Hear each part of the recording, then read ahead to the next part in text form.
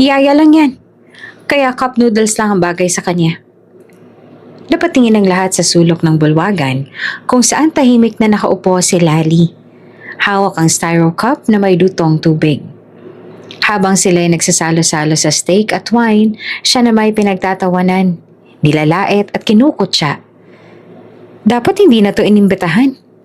Bulong ni Dina sabay tawa. Ngunit bago pa muli makainsulto, biglang bumukas ang pinto. Lahat ay napatigil. Isang matangkad, makisig na lalaki ang pumasok. Tahimik, matindi ang presensya. Hanggang sa tumitig ito kay Lali at marahang sabihin, "I'm here to support my wife." Napasinghap ang lahat. Sino ba siya talaga?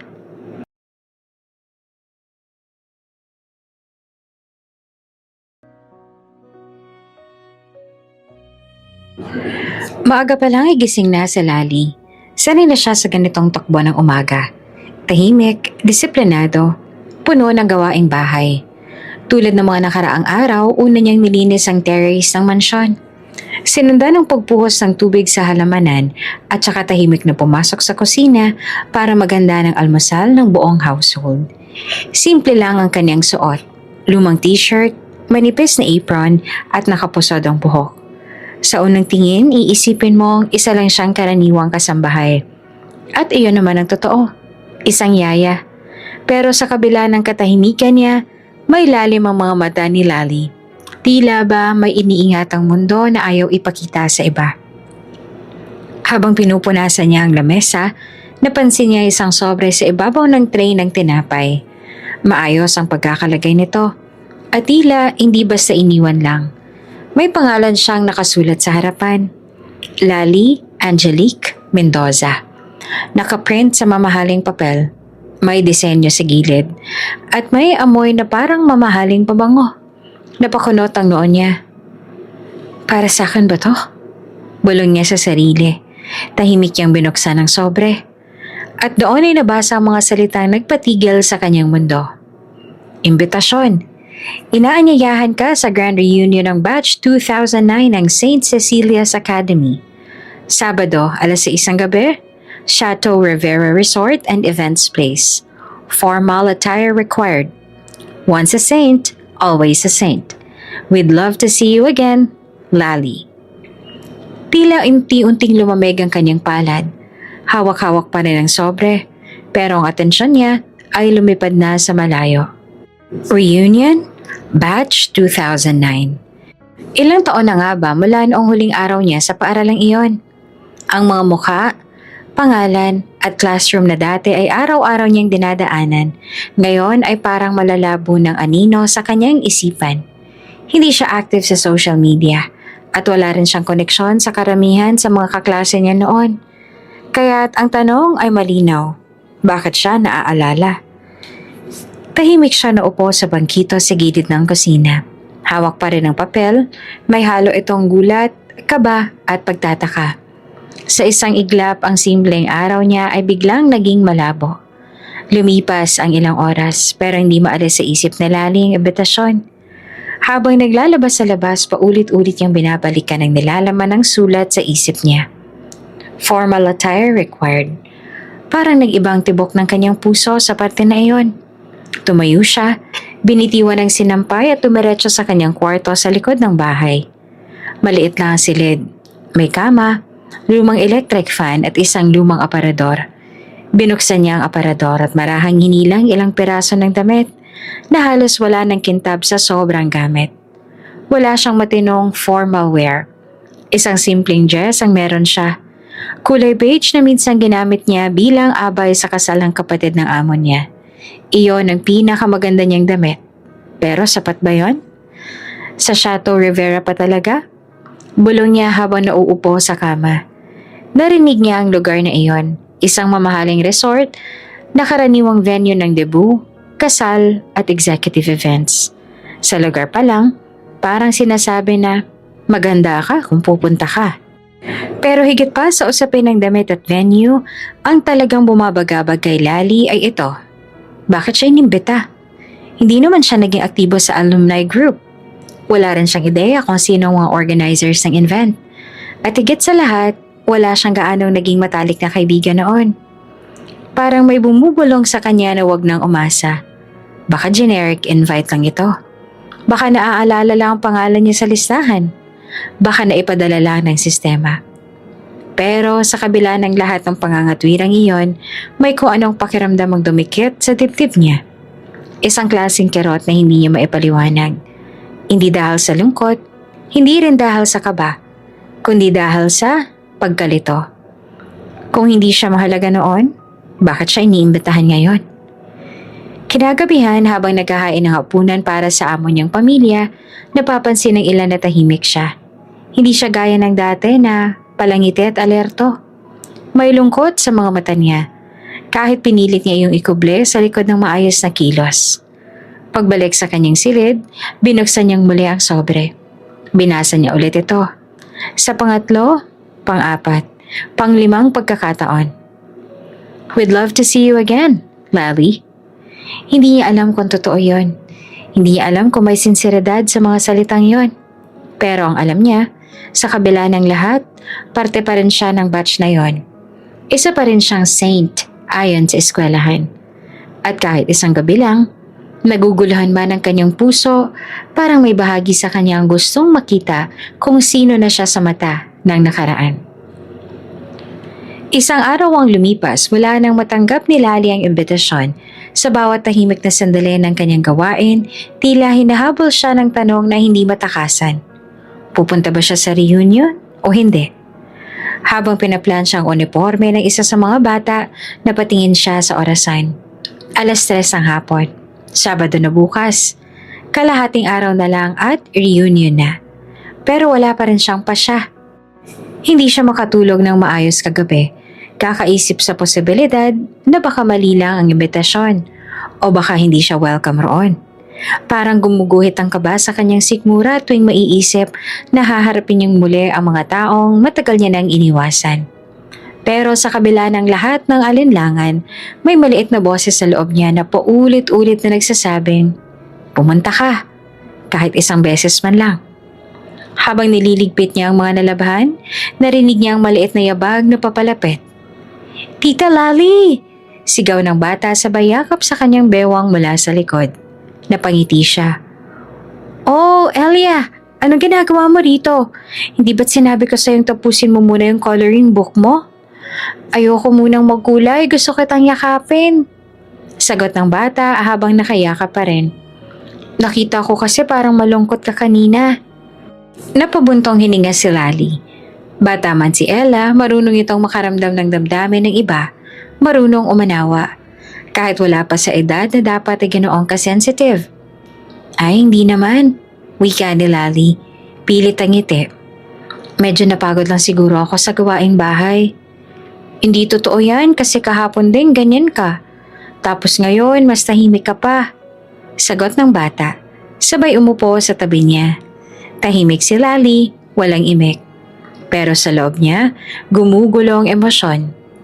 Biglang humugot si Elia ng isang maliit na kahon mula sa bulsa ng jumper nito. Isang puting kahon na may tape na parang ginamit lang sa art project. Ano yan? Tanong ni Lally, naggugulahan. Regalo ko sa'yo. Nakangiting sagot ng bata. Regalo? Para saan? Napatawa si Lally at bahagyang naiiyak sa kilig. Kasi gusto ko lang. Kasi maganda ka. Kahit yaya ka lang, ganda-ganda mo. Biglang hindi nakapagsalita si Lally. Parang may mainit na umago sa dibdib niya. Hinawakan niyang maliit na kahon at maingat itong binuksan. Sa loob nito ay may isang simpleng bracelet na gawa sa colored beads. Halatang gawa ng isang bata, pero ginawa ng buong puso.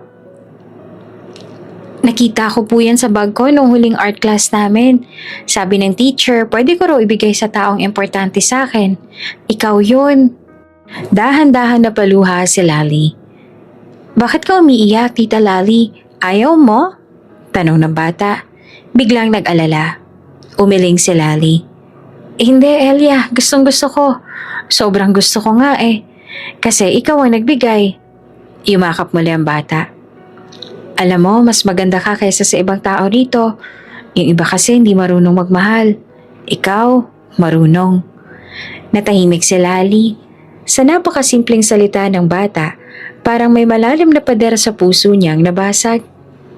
At doon niya naisip, bakit ba ako natatakot pumunta sa reunion? Dahil ba sa wala akong magandang damit? Dahil ba yaya lang ako? O dahil iniisip kong wala akong halaga sa paningin ng iba? Pero paano kung mali ang takot niyang yon? Paano kung ang pagiging yaya niya ang siyang pinakamagandang bahagi ng pagkatao niya? Ang pagiging maalaga, maunawain, at totoo. Tumayo siya at niyakap ng mahigpit si Elia. Salamat sa regalo mo, anak. Hindi mo alam kung gaano kalaki na itulong nito sa akin. Sa gabing yon, matapos mapatulog ang mga bata, bumalik siya sa kanyang silid. Dinukot niya mula sa ilalim ng kutsyon ang imbitasyon. Hindi na siya natitigilan habang binabasa ito. Hindi na nanginginig ang kanyang kamay. Tumayo siya, lumapit sa aparador.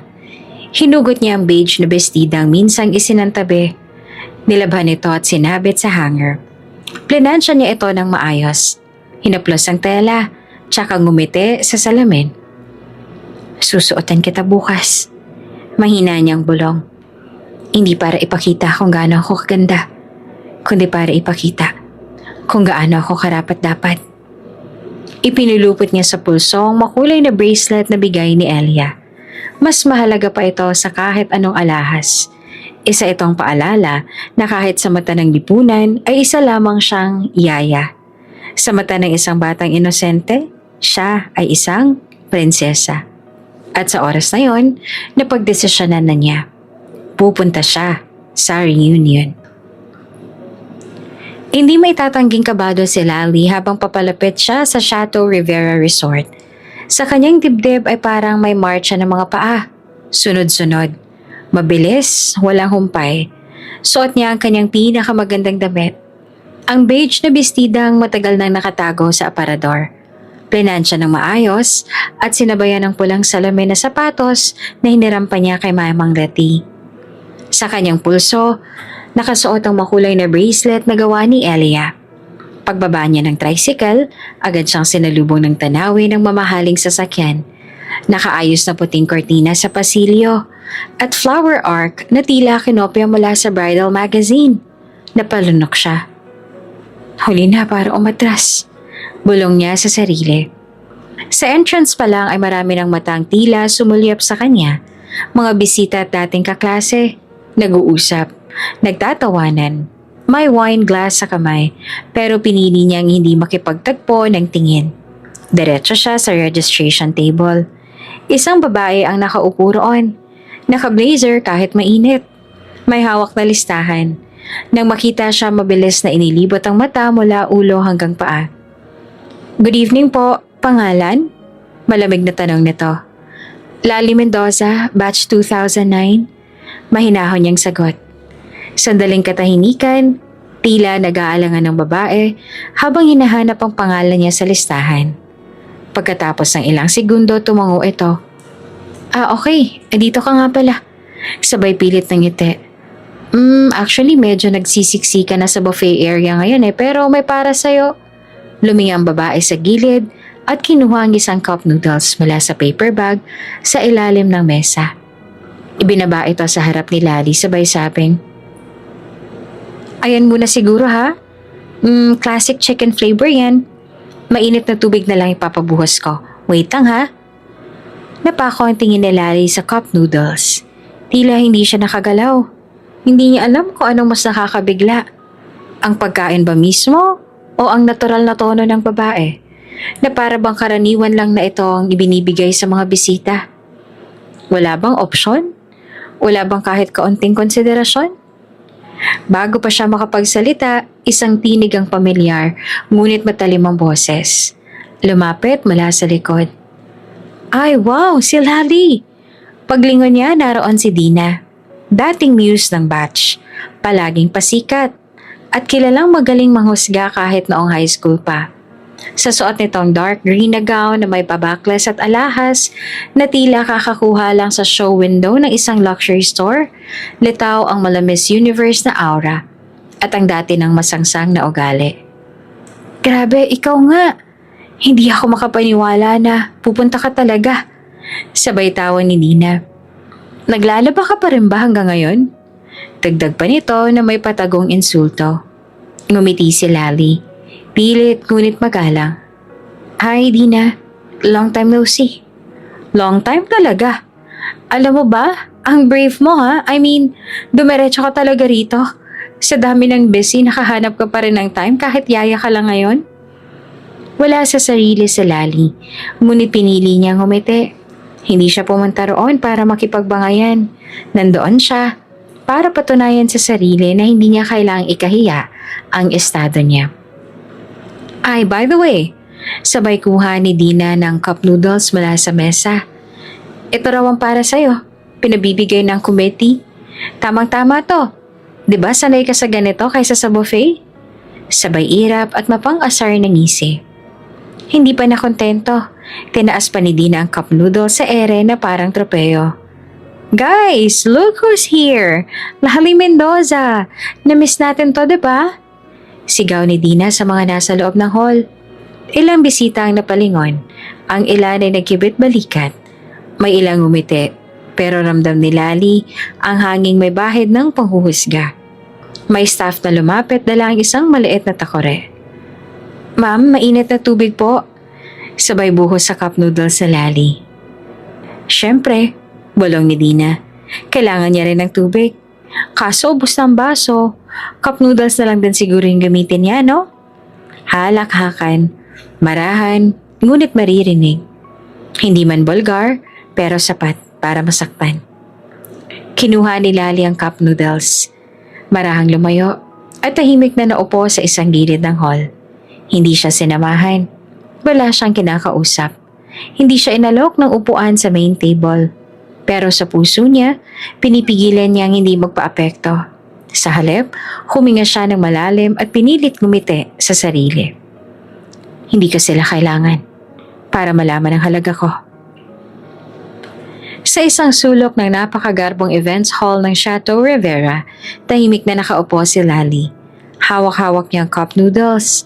Ang sabaw ay unti-unting lumalamig, ngunit wala pa rin ganang sumubo. Sa paligid niya, nagsisimula na magsalo-salo ang mga bisita sa handaang parang para sa kasal ng mga artista. Steak, pasta, shrimp cocktail, wine na may floating strawberry at dessert buffet na may chocolate fountain. Sa gitna ng ingay ng musika, tawanan at clinking ng wine glasses, si Lali ay tila bula sa background. Nakatungo siya.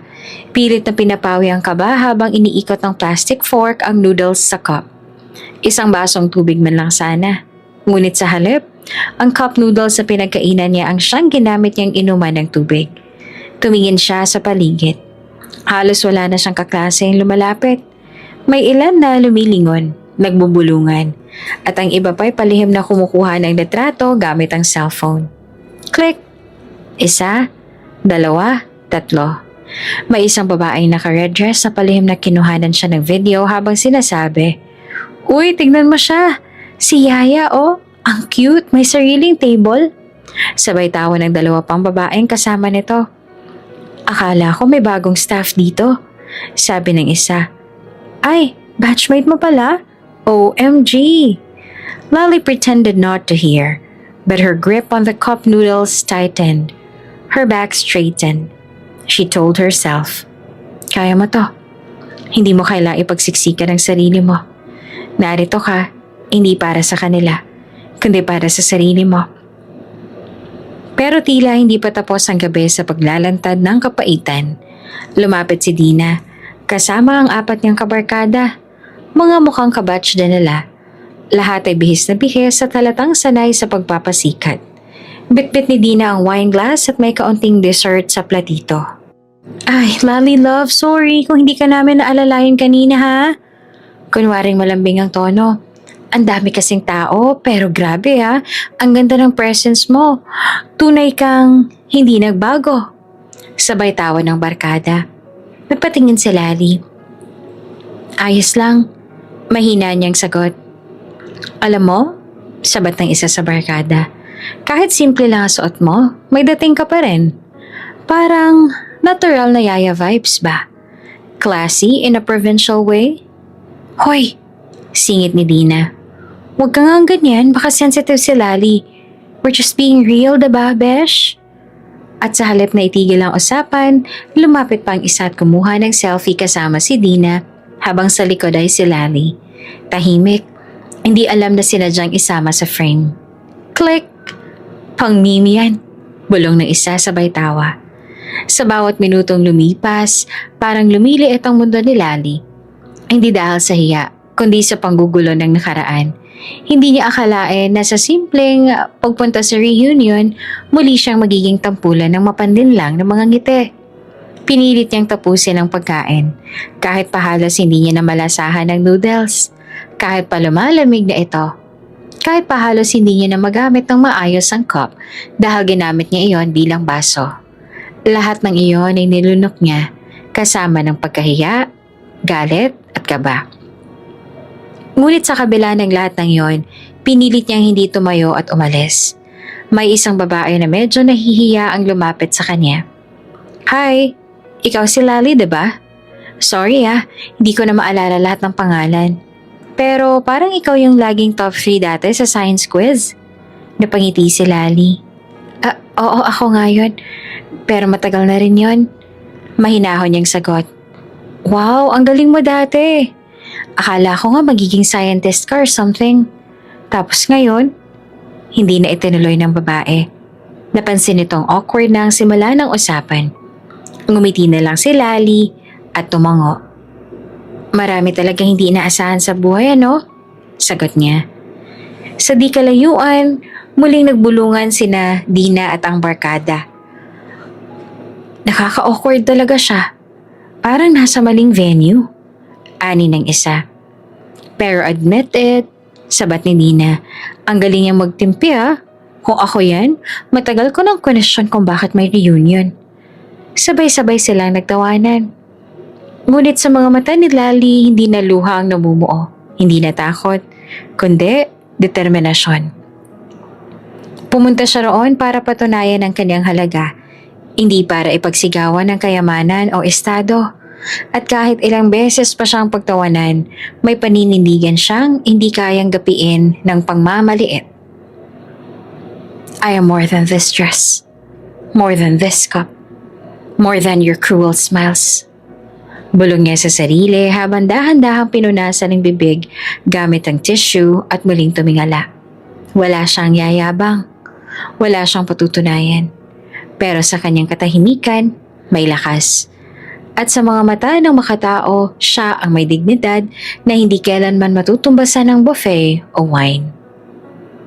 Habang nakaupo pa rin sa sulok ng events hall si Lali, pilit niyang kinakalma ang sarili. Nalilibang niya ang sarili sa pagtingin ng mga dekorasyon ng venue, mga puting rosa sa bawat mesa, gintong table runners at mamahaling chandeliers na tila alo ng mga bituin sa kisame. Sa kabila ng kagandahan ng paligid, ramdam ni Lali na siya lang ang naiibang peraso sa larawang ito. Ngunit habang pinipilit niyang manatiling payapa, may mga alaala mula sa nakaraan ang dahan-dahang lumilitaw sa kanyang isipan. Mga alaala na matagal niya nang kinuble, ngunit ngayon ay tila muling bumabalik sa kanya na parang multo sa gitna ng ingrandeng pagtitipon. Bigla niyang naaalala ang eksaktong araw na tumigil ang kanyang pangarap. 5 taon na ang nakakaraan. Graduation ng high school. Masaya ang lahat. Bitbit ni Lali ang liham na nagsasaad na siya ay kwalipikado para sa isang full scholarship sa Maynila. Isang oportunidad na pinangarap niya simulat sa pool. Hindi ito madaling makuha. Ilang exam ang pinagdaanan niya. Ilang interviews ang hinarap. At sa tulong ng kanyang mga guro, naabot niya rin ang pangarap na iyon. Naaalala pa niya kung paano humagulhol sa tuwa ang kanyang ina noon. Anak, eto na yon. Makakaahon na tayo. Galingan mo ha. Ngunit pagkalipas lamang ng 1 linggo matapos ang graduation, bigla siyang pinatawag sa barangay. Doon may isang opisyal mula sa City Scholarship Office na nagsabing, may irregularidad daw sa application mo. Hindi raw ikaw ang top qualifier. Sorry, pero kanselado na ang slot mo. Para siyang binuhusan ng malamig na tubig. Ano pong ibig niyong sabihin? May confirmation letter po ako. May perma. Git niya habang pinapakita ang sulat. Ngunit ang lalaki ay umiwas ang tingin. Napaabot na sa amin na may ibang mas karapat-dapat. May endorsement galing sa taas. At noon niya nalaman, ang slot ay napunta kay Dina Valderrama. Hindi makapaniwala si Lali. Bakit siya? Hindi naman ito nag-apply. Hindi ito kabilang sa listahan ng qualifiers. Ang tanging connection lang ni Dina ay ang kanyang tiyuhin na isang konsehal sa syudad. Sa kasalukuyan, napatingin si Lali sa gitna ng hall kung saan nakatayo si Dina. Pinapalibutan ng mga kaibigan, tumatawa tila hari ng gabi. Hindi mo lang ako pinahiya ngayon. Matagal mo nang ninakaw ang pangarap ko. Bulong niya sa isip. Napikit si Lali at mahigpit na hinawakan ng bracelet na bigay ni Elia sa kanyang pulso. Isa iyong paalala na kahit anong mangyari, may dahilan kung bakit siya lumalaban. Sa di kalayuan, hindi niya napansin na may lalaki na kaitim na coat na nakatitig sa kanya. Saglit itong tumigil sa may entrance. Parang nag-aalangan. Isang staff ang lumapit at parang bumubulong ng update sa kanya. Saglit siyang tumango. Ngunit hindi pa lumapit kay Lali. Makalipas ang ilang minuto, lumapit sa kanya ang isa pang dating kaklase na si Alisa na tila hindi rin komportable. Hi Lali, pwede ba kita makausap sandali? Nagulat si Lali ngunit tumango. Naglakad sila palayo sa main crowd, papunta sa veranda ng resort. Doon sa ilalim ng ilaw ng mga lanterns, nagsalita si Alisa. Matagal ko na itong gustong sabihin. Alam kong matagal na yon. Pero hanggang ngayon, nababagabag pa rin ako. Tumingin si Lali sa kanya. Tahimik lang. Alam mo bang ikaw talaga dapat ang scholar nun? Yung slot na napunta kay Dina. Naalala mo ba si Sir Ronnie? Advisor natin noon sa science club. Siya ang nagsabi sa amin. Ikaw ang top candidate. Pero nung nagtabas ng final list, pangalan ni Dina ang lumitaw. Napatigil si Lali. Hindi siya sumagot. Pero sa loob-loob niya, parang may gumuhit na sakit na hindi pa rin tuluyang naghihilom. May narinig kami ang tiyo ni Dina ang tumawag sa scholarship board. Pinilit daw na palitan ng pangalan. Dinala pa nga raw sa opisina ng mayor. Wala raw kayong laban kasi konektado sila. Lahat nga kami nagulat Pero walang nagsalita. Takot din kasi. Hindi alam ni Lali kung ano pang mas masakit.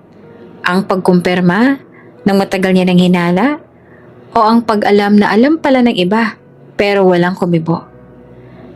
Alisa, mahina niyang sabi. Salamat. Ngayon ko lang narinig na may iba pa palang nakakaalam. Lumapit si Alisa at marahang hinawakan ng kanyang kamay. Pasensya na kung ngayon ko lang nasabi.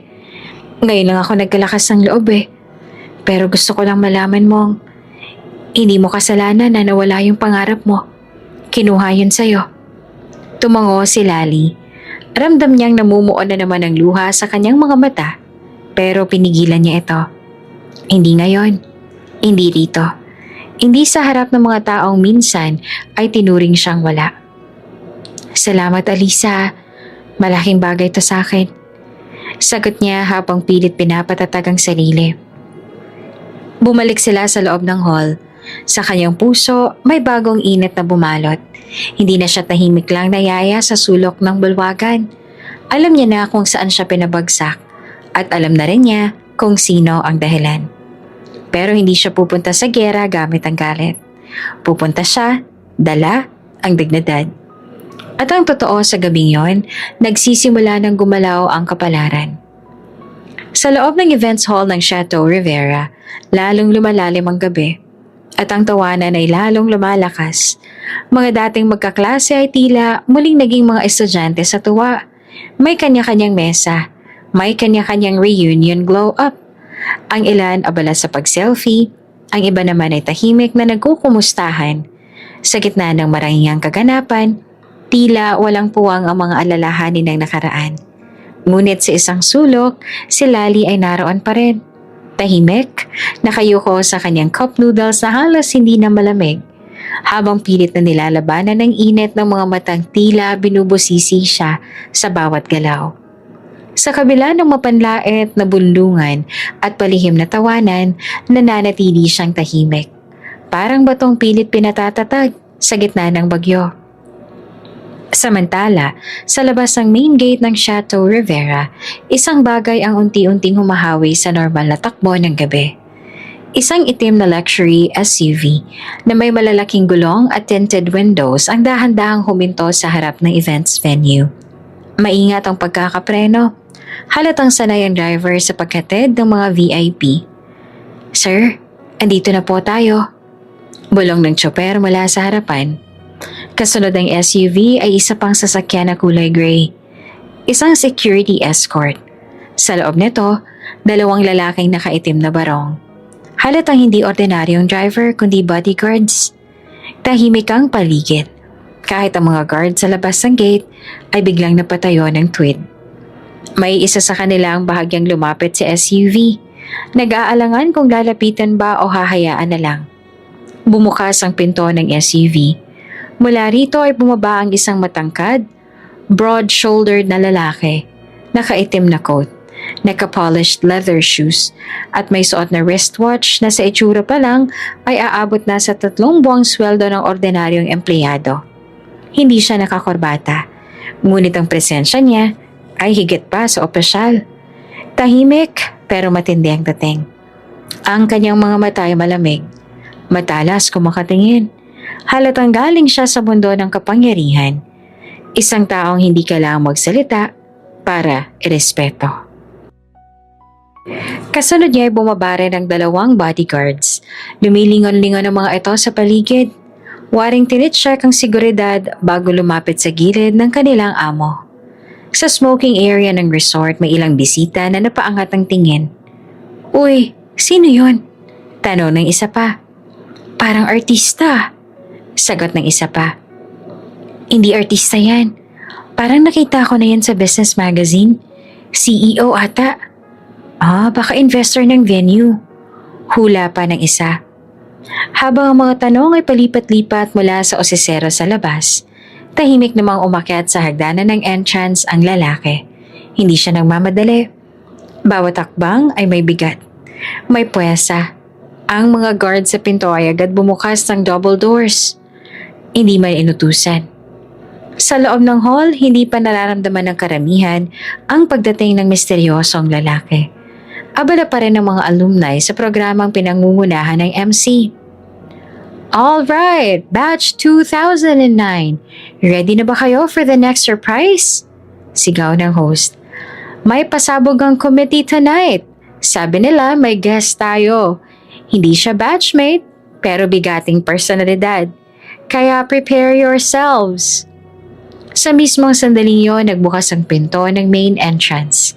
Kasunod noon ay ang matinding katahimikan. Tumigil ang tugtuging jazz na umaalingaw-ngaw kanina. Huminto rin sa gitna ng pagpapakuha ng litrato si Dina. Patay ang mga waiter na palingon sa may pinto. Ang misteryosong lalaki ay nakatayo sa bukana ng hall. Hindi pa tuluyang pumapasok, ngunit sapat ang presensya niya para tumigil ang buong silid sa paggalaw. "Sino yun?" bulong ng isa sa mga bisita. "Wait, hindi ba siya yung may-ari ng..." "OMG, hindi ka nagbibiro. Bakit nandito siya?" Maging ang MC ay napatigil sa gitna ng script niya. Hindi pa siya nakakaabot sa parteng ipapakilala niya ang guest. Pero tila ang pagdating pa lang nito ay sapat na upang guluhin ang programa. Ang mga mata ng halos lahat ng bisita ay nakafocus sa lalaking yon. Matangkad, desente, hindi pamilyar sa marami, ngunit may kakilala sa ilang mga mukhang matagal nang tumitingala sa mundo ng negosyo at media. Sa may likuran ng hall si Lali, nakayuko pa rin. Hindi pa rin makaagaw ng pansin. Hindi niya napansin ang katahimikan na unti-unting bumabalot sa silid. Hindi niya alam na mismong sandaling yon, may presensya na dumarating na magpapabago sa daloy ng gabi. Sa gitna ng bulwagan, si Dina ay hindi makapaniwala. Binaba niya ang hawak na wine glass, nag-ayos ang buhok, at bahagyang tinuwid ang likod. Tila nagsisimulang maglaro sa isip niya ang posibilidad. Baka siya ang special guest. Bulong niya sa kaibigan. As in, siya ba talaga? Bakit dito? Wala pang lumalapit sa lalaki.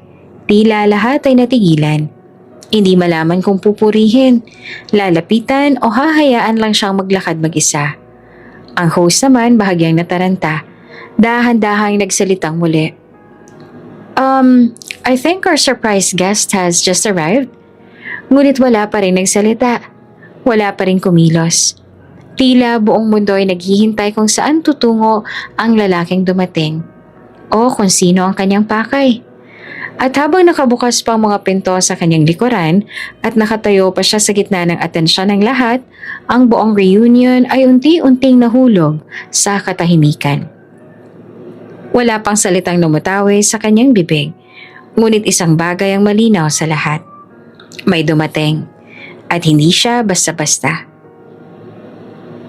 Nagtagal ang katahimikan sa buong bulwagan matapos dumating ang matangkad na lalaki na ngayon ay nakatayo pa rin sa may pintuan.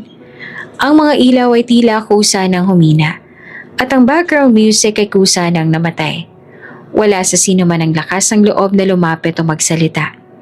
Tila may biglang dumating na hari sa isang palasyo nang maharlikang hindi sanay sa pagkakaroon ng panauhing higit ang ranggo sa kanila. Ang lalaking ito ay hindi mukhang karaniwan. Mula sa forma ng kanyang tindig hanggang sa lamig ng kanyang mga mata, alam mong hindi siya ordinaryong bisita. Parang sanay siyang lapitan ng mga cameraman ng mga board of directors, ng mga negosyanteng nanginginig sa impluensya. Sa likuran niya nananatiling alerto ang dalawang bodyguards.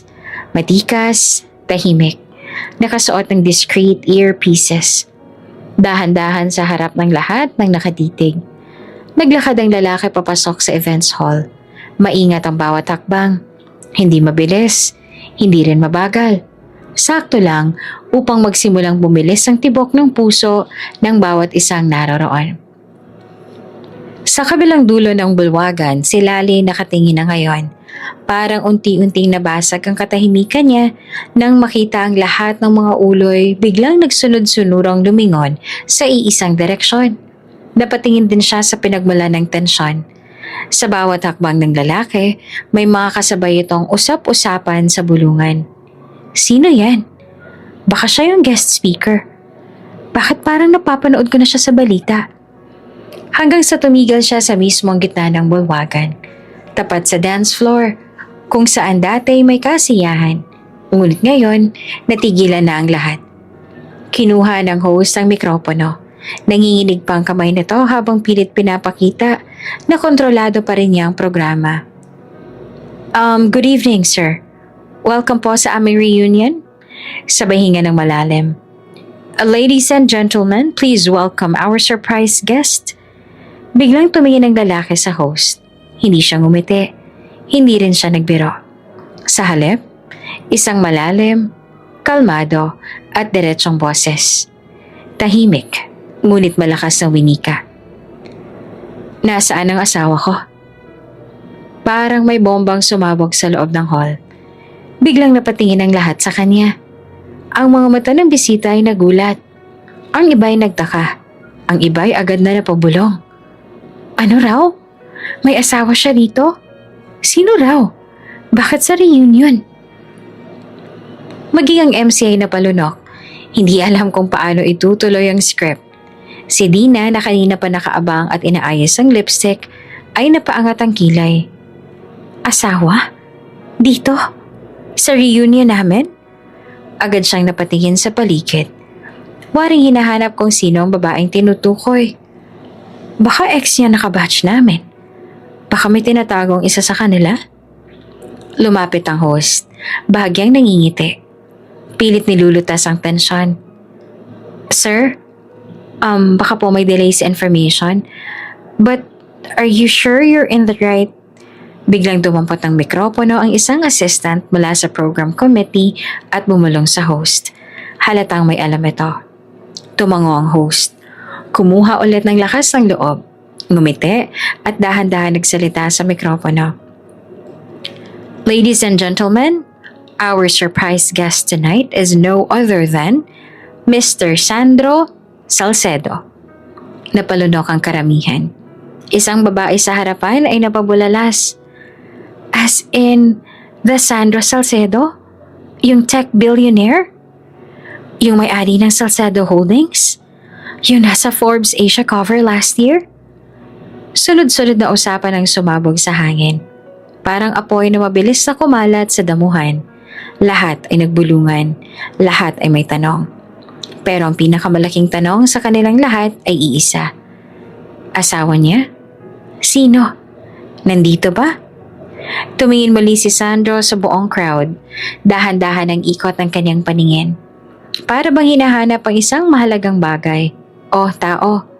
Si Lali na nasa pinakadulo pa rin ng bulwagan ay unti-unting tumayo. Hawak pa rin niya ang cup noodles na hindi pa ubos. At ramdam niya ang lamig sa kanyang palad. Napansin niya ang mga mata ng tao. Unti-unting napatingin sa kanya. Hindi siya sigurado. Pero may kutob siyang tama ang iniisip niya. Hindi siya. Hindi pwedeng siyang tinutukoy. Pero bakit tila dumiretso ang tingin ng lalaki sa direksyong kinaroroonan niya? Bakit tila siya lang hindi nagulat sa boses ng lalaking yon? Tumindig ang balahibo niya. Nanatiling nakatayo si Sandro Salcedo sa gitna ng bulwagan, habang ang lahat ng mga bisita ay nanlalamig sa pagkalito at pagkabigla. Sa bibig niya mismo lumabas ang tanong na walang sino man ang nakasagot. Nasaan ang asawa ko? Pero sa likod ng tanong na yon, mas matindi ang katahimikang bumalot sa silid. Wala ni isang kumilos, ni isang sumagot. Lahat ay parang natahimik ng iisang suntok ng katotohanan. Sa may likuran, unti-unti nang naramdaman ni Lali ang bigat ng mga matang dumadapo sa kanya. Nagsimulang lumapit ang mga titig ng mga bisita papunta sa direksyon niya. Isa-isa silang napapabuntong hininga. Yung iba ay natatawa sa gulat. Yung iba ay hindi pa rin makapaniwala. Tinitigan ni Sandro ang paligid hanggang sa napako ang tingin niya sa iisang direksyon. Sa dulo, sa isang sulok kung saan nakatayo ang isang babaeng may hawak na styro cup, nakasuot ng simpleng bestida at may bracelet ng colored beads sa pulso. Siya, agad siyang humakbang. Mabilis ngunit hindi nagmamadali. Diretso, determinado. Parang humiwalay ang daan ng mga bisita habang nilalapitan niya si Lali. Tulad ng paghati ng dagat kay Moises, walang hadlang ang kaniyang paglapit. Napako ang mga mata ng lahat kay Lali. Siya raw ang asawa? Imposible. Iyaya lang yan, diba? Baka dumaang panaginip to. Ngunit wala nang makakapigil pa. Tumigil si Sandro sa harap ni Lali. At bago pa man makapagsalita si Lali, dahan-dahang iniangat ni Sandro ang kamay niya at hinalikan ng noo ng babae. Isang kilos na puno ng respeto, ng pag-aalaga at ng pagmamahal. Tahimik, matindi, nakakayanig. Matapos ang halik sa noo, dahan-dahan siyang tumingin sa lahat ng mga bisita na parang alam niyang may mga mata sa paligid na nagtataka at humuhusga. Hindi siya nagbatinag, hindi siya nagpakumbaba, hindi siya nagpaliwanag. I'm here to support my wife. Isang simpleng pahayag. Isang linya na parang sumabog sa bawat pandinig. Nagputol ng musika. Napahinto ang DJ, ang MC hindi na nakapagsalita. Ang mga baso ng wine ay naiwan sa ere. Parang ang buong bulwagan ay binuhusan ng yelo. Si Dina na kanina pa nakangising akala mo siya ang pinuntahan ng VIP ay nanigas. Hindi siya makapaniwala. Wife daw? Bulong ng isa sa kanyang barkada. Si Lali? Yung yaya? Hindi nga. Pero nakita mo, hinawakan niya. Hinalikan niya sa noo. Inamin niya talaga. Nang makabalik sa ulirat ang host, agad nitong sinubukang isalvage ang sitwasyon. Ah, what a beautiful surprise. Pilit na bate. Mr. Sandro Salcedo, thank you po for gracing us with your presence. Ang swerte naman ng kabatch namin. Ngunit hindi sumagot si Sandro. Nakatingin pa rin siya kay Lali. Dahan-dahang hinawakan nito ang kamay niya at marahang hinapit palapit. Nag-angat ng tingin si Lali. May luha sa gilid ng mga mata niya, ngunit hindi dahil sa hiya, kundi dahil sa biglang init ng pagmamahal na nararamdaman niyang dumadaloy sa paligid nila. "Bakit mo ako sinundan?" Bulong niya. Tumango lang si Sandro at mahina niyang sinabi, "Dahil alam kong kaya mong tumindig mag-isa. Pero hindi mo kailangan gawin yon kung nariyan ako." Hindi na nakaimik si Lali. Sa buong buhay niya, ngayon lang siya hinarap sa publiko na buong dangal.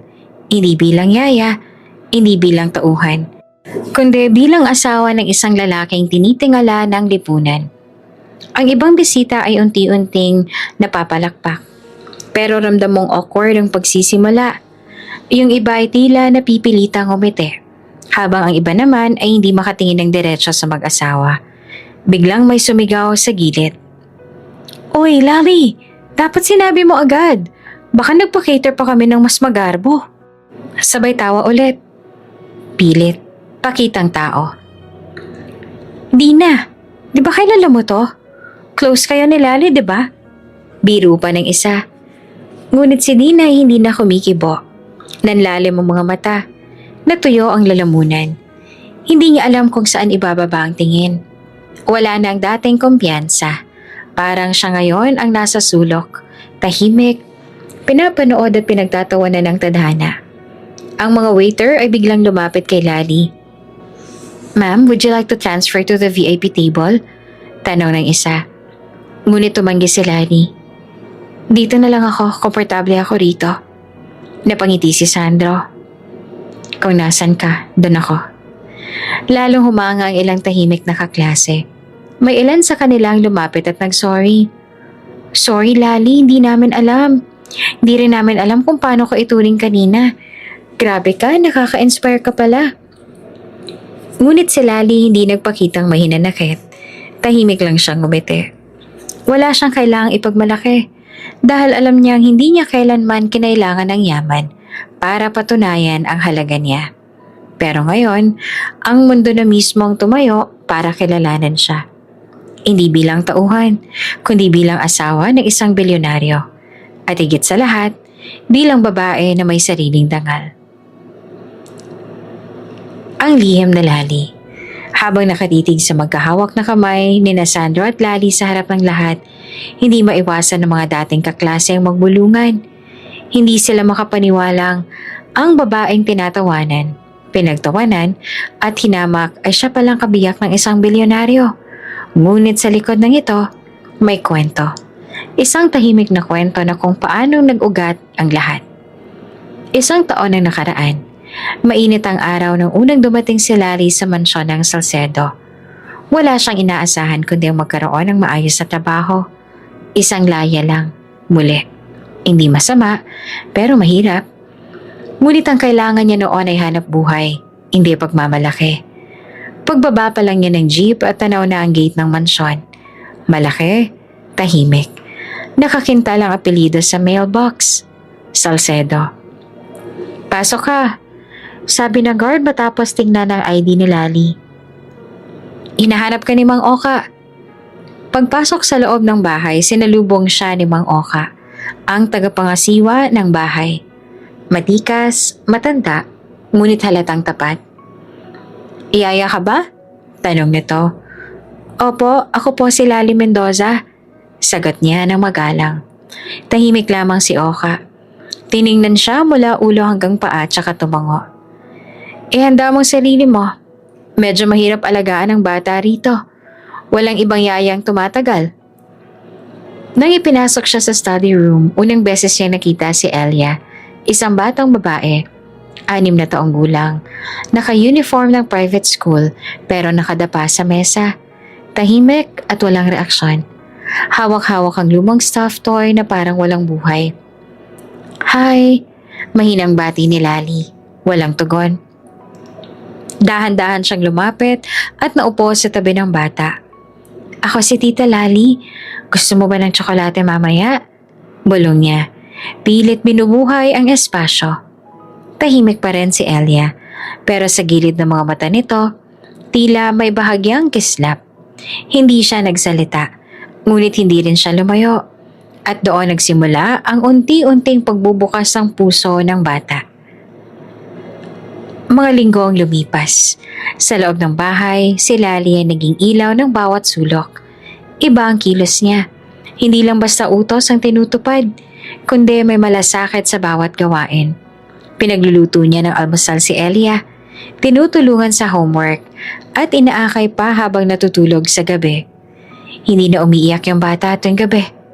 Puna ng isa sa mga kasambahay. Ngayon lang nangyari yan. Bulong ng isa pa.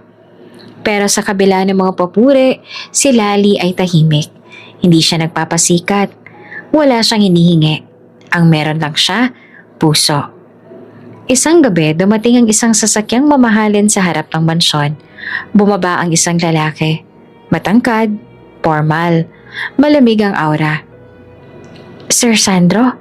Bulong ni Mang Oka. Ngayon lang siya ulit nagpakita. Siya ang ama ni Elia. Hindi agad lumapit si Elia.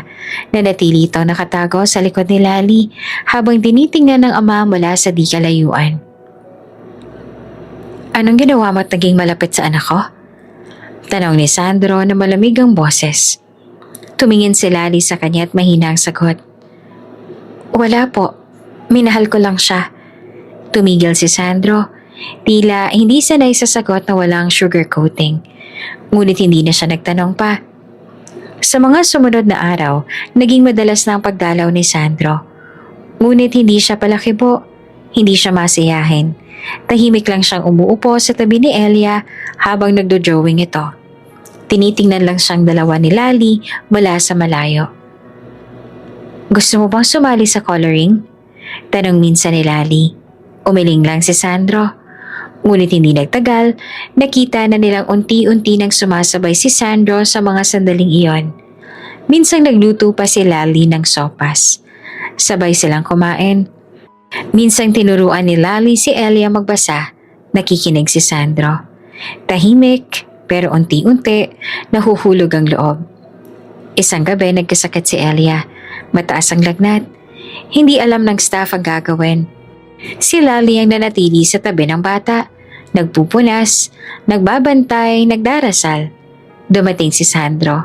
Tinungo ang silid ng anak at natandaan si Lali na nakaalalay habang pinupunasan ang noo ni Elia. Wala kayong doktor? Tanong niya. Papunta na po, sagot ni Lali. Pero okay na po siya, bumaba na ang lagnat. Tahimik si Sandro. Sa tagpong yon, nakita niya hindi lang ang pagkalinga, kundi ang katapatan. Hindi siya pinakitaan ng drama. Hindi siya niligawan. Pero sa bawat araw, nakita niya si Lali na taimtim sa tungkulin, buo sa malasakit, at totoo ang puso. Sa isang tagpo sa hardin habang naglalaro si Elia, natanong ni Sandro kay Lali, bakit ka nag-aalaga ng ganito? Hindi mo naman anak. Hindi po kailangan maging ina para magmahal ng buo, sagot ni Lali. At doon nagsimula ang hindi inaasahang damdamin na unti-unting sumisibol. Isang damdaming hindi pinilit, hindi minadali, at hindi pa handang ihayag, hanggang sa tamang panahon. Maagang gumising si Lali sa araw na iyon. Gaya ng nakasanayan, naghanda ng almusal para kay Elia. Scrambled eggs, sinangag at sliced hot dogs na may ketchup sa gilid. Ganoon siya lagi, hindi magarbo, pero laging may puso. Alam niyang kahit simpleng pagkain basta may kasamang pagmamahal ay sapat na. Pagkatapos ay nagtungo siya sa hardin para diligan ng mga halaman. Doon siya naabutan ni Sandro. Nakapolo lang at jeans, tila mas casual kesa sa dati. Oops! May break muna. Gusto mo bang ma-shoutout dito sa channel ni Ate Jane? Mag-comment lang ng lesson you learned from the latest story uploaded. Dahil pipili kami ng isang best comment of the day para i-shoutout sa susunod na upload. Kaya huwag kalimutang mag-iwan ng lesson you learned after you watch this video. Maraming salamat! Shoutout nga pala kina Jessie Bongato, Chona Seiton from Milbuk, Palimbang, Sultan Kudarat, at Cristeta Jimenez from Punta Blanca, Manukan, Zamboanga del Norte. Sa ating mga taga-subaybay, paki-comment naman po sa baba kung taga saan kayo para alam ko kung hanggang saan humaabot ang mga kwento ni Ate Jane. At para ma-shoutout ko kayo sa mga susunod pa nating mga kwento. Maraming salamat sa pakikinig.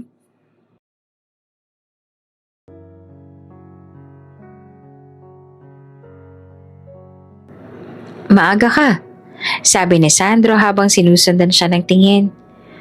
Ganoon po talaga kapag may mga alaga, sagot naman ni Lali. Ngumiti habang patuloy sa pagdidilig. Tahimik ang sumunod ng mga minuto hanggang sa bigla na lang magsalita si Sandro. May halong pag-aalangan.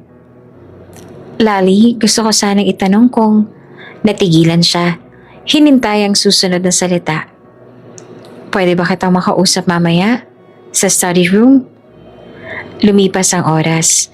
Naiwan si Lali na nagtataka, kinakabahan, pero hindi nagpapahalata. Dumating ang hapon at sa study room, magkatapat sila nakaupo. Hindi ito tungkol sa trabaho. Ramdam niya agad iyon. Matagal na kitang pinagmamasdan, Lali. Panimula ni Sandro. Simula nang dumating ka rito, nabago ang katahimikan ng bahay na ito. Hindi nagsalita si Lali. Tahimik siyang nakinig. Nag-iba ng kulay ang mundo ng anak ko. At pati ako, parang natutong umiti ulit. Hindi ko alam kung kailan nagsimula. Basta gusto kong malaman mo na mahal kita. Halos mahulog naman ang hawak na tasa ni Lali. Hindi siya agad nakasagot. Alam kong hindi ito ang ideal. Dugtong pa ni Sandro. Hindi ka mayaman. Yaya ka. Sabi nga ng iba, yaya ka lang. Pero para sa akin, ikaw ang pinakamayaman sa lahat. Sa puso, sa malasakit, sa dangal. Sir Sandro. Sandro lang. At hindi mo na kailangang tawagin akong sir. Kung papayag ka sa gusto ko. Ano pong gusto ninyo po? Gusto kitang pakasalan, Dali. Kung papayag ka. Simple lang muna. Civil wedding. Walang ingay. Gusto ko lang malaman mong mahalaga ka sa akin. At gusto kong isama ka sa buhay ko. Hindi bilang yaya, kundi bilang asawa. Hindi ka agad nakasagot si Lali. Ngunit ang gabing yon, habang pinagmamasan si Elia na himbing sa pagkakatulog, napaluha siya. Naaalala niya ang mga panahong sinaradong mga pintuan sa kanya, ang scholarship na nawala, ang kolehiyo na hindi natapos, ang mga pangarap na tinanggap niyang baka hindi na matupad. Pero heto siya ngayon.